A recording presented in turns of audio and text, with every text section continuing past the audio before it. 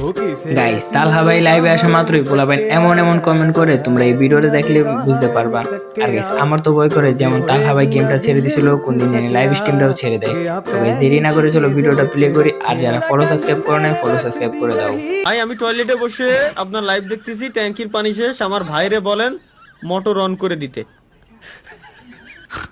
ভাই যে পোলাটা এই যে লাইভ স্ট্রিম দেখতেছে, আর যে পোলাটা আমার লাইভ স্ট্রিম দেখতেছে, ভাই তোর ভাই বাথরুমে আটকে রয়েছে, মোটরটা চালাই দে। ও ও বেরোতে পারতেছে না, ভাই মোটরটা চালাই দে। ও ক্লিন না হলে বেরোতে পারতেছে না, তোর বাড়ি কেউ ঠিক করবি না নে। চালাই দে ভাই, চালাই দে, মোটরটা চালাই দে। ও দিয়ে ওরে বেরোতে দে।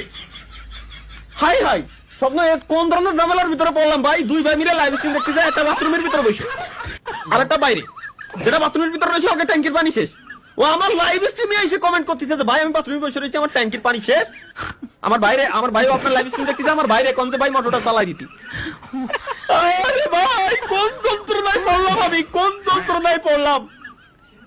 এগে যন্ত্রণায় এগে জ্বালায় আমার জীবন যৌবন সব ধ্বংস হয়ে গেল পুরোভাবে।